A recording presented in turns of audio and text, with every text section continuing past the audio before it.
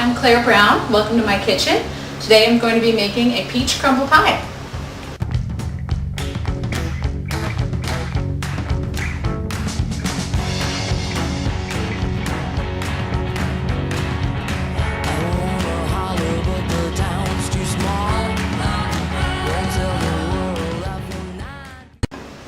I'm going to start the pie by making a pie dough. Now my pie dough is fairly simple. I just use some all-purpose flour, 2 cups of all-purpose flour, a little bit of salt, about 3/4 of a teaspoon, some butter, some lard, and some ice cold water. I'm going to whisk this. It does the same thing as sifting. It aerates it, it gets out the little lumps. If you're using like a pastry flour for a different dish, then definitely sift it because there's more lumps. But for something like all-purpose flour, as you can see, it's totally fine right now. Now here's a little trick I learned from an old boss of mine when making pie dough. I know some people like to use a food processor to incorporate the fat, or use a little pastry fork, but a grater works fabulously. Works so well. So I just toss the fat. It's ice cold. I've had it in the freezer for about an hour. You could do it even for a half hour, 20 minutes. That'll solidify it enough. And you just toss it in the flour so it doesn't get all over your hands. And then you just grate it right into the flour. And it makes these perfect little bits so that you don't have to use a pastry fork. You want to not use the palm of your hand because the palm of your hands are warmer than your fingers. And this will make perfect little bits, as you can see. See, it's already starting to soften, but it's still nice and cold. You want your ingredients for a pie dough to be as cold as possible. So I have ice cold water over there. The fat's been frozen. That way you'll continue to have these nice little lumps of fat running through the pie dough, which is what makes a pie dough nice and flaky. See here? You see these little chunks of butter and lard? This is what you want. You want to keep it sort of messy looking, sort of ragged, with these little chunks. That's exactly what we want right now. So this pie dough recipe is enough to make 2 pie shells, or 1 closed top pie. I'm going to just use half of the pie dough today and freeze the other half, because we're going to make a peach crumble pie. As you can see, I'm just using my fingertips. I'm not ever using my palms. Now, rarely measure the water that goes into the pie dough, but it's approximately 1/4 of a cup.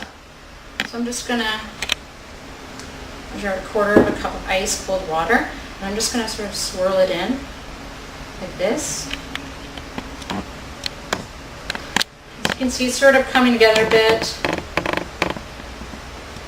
Just a little bit.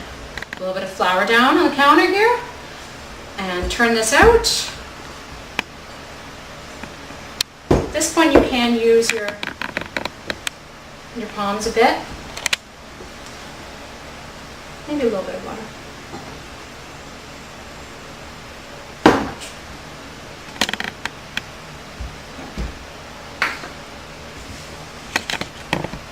Move that bowl out of the way so you can see what's going on here.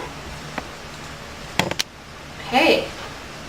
And that is good. So it's okay that it looks sort of ragged, that it's almost peeling off, because that means that there's still chunks of butter here.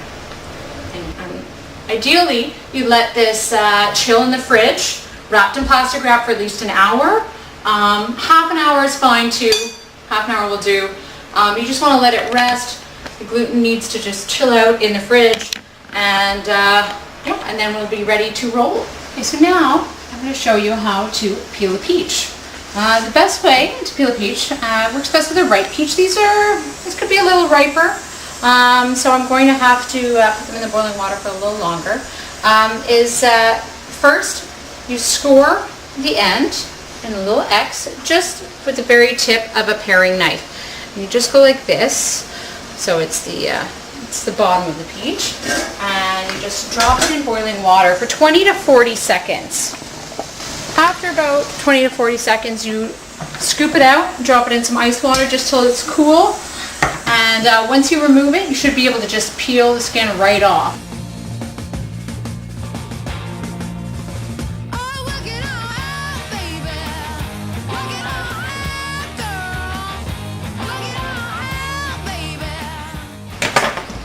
Now, these are clingstone peaches. There's two types of peaches, clingstone, two varieties, clingstone and freestone. Usually at this time of year you'll find clingstone, which means the flesh clings to stone, as you can see. So it's very hard to sort of pull it off. So I'm just gonna slice it like this, kind of like you would an apple. And in that way, it'll be easier to slice, and I'll just cut off the little end bits. Right, it's time to roll out the pie dough. Just flour the board here a little bit. Form this into a nice sort of ball. Just roughly, that's roughly a disc there. And it's a little flaky, and that's exactly what you want. Here we go. I'm just gonna roll this out. Don't worry if it's not a perfect circle right off the bat. That's fine. I'm going to keep it fairly even. So I like to move it. And again, I always just move it with my fingertips. You roll from the inside out. Just put a little bit of flour under there. So I'm feeling it. It's getting a little sticky. I also floured my rolling pin.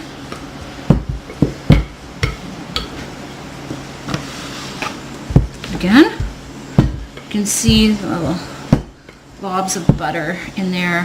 Just perfect. It's totally what we want. Now I'm just going to hold it over onto itself like that. You don't need to do anything to the pie plate. Just like that is perfect. Get this in a bit. Make sure it's, oh, I could probably go over a little bit more. There we go. Make sure it's down into the edges there. And you've got a good angle. Perfect. Just gonna go like that. And we're just a little bit past the edge of the pan. So just making that nice and even. You can see. Yeah, just sort of cleaning up those ragged edges. Doing sort of classic farm stand sort of pie look. It's a fork. But now we're going to make the crumble topping. Crumble's really easy. You know, you can just sort of do it by feel, but it's approximately half, you know, equal parts oats, rolled oats, not instant oats, but rolled oats, brown sugar, all-purpose flour, butter, and then you can add some seasoning. I like cinnamon in mine. You could even add ginger, or depending on the fruit you use, you could add cardamom or something.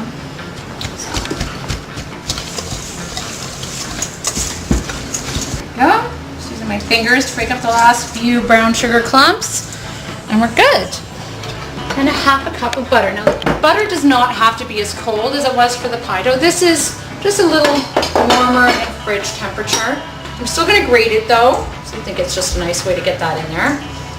And because you don't want little bits again, but they're going to sort of melt into the oat mixture a little bit. And that is great. It's just what you want. So you can see right there. Now we're going to make our peach filling.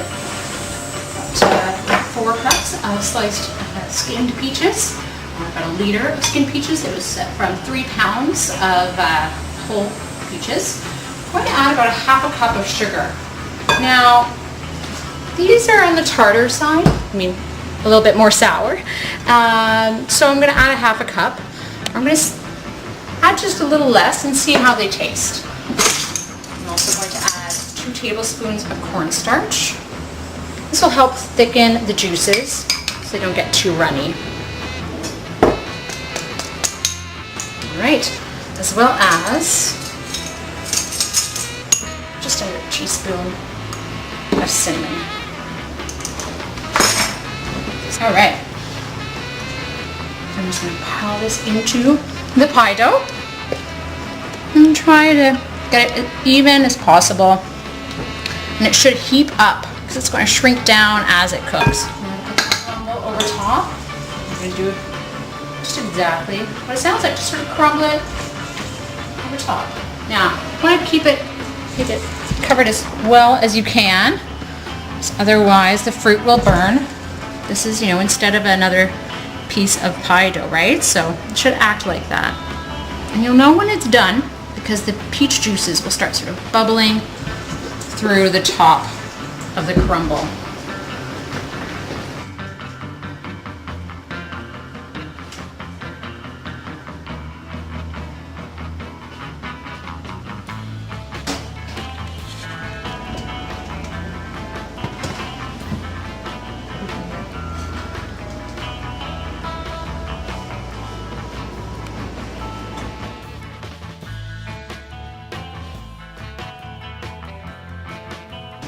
So the pie is finished baking. Took 40 minutes in total to bake. 10 minutes at 400 degrees and 30 minutes at 350 degrees. It's very hot right now. It'll need a little time to cool down. But once it is cool, it will be absolutely delicious with a scoop of vanilla ice cream.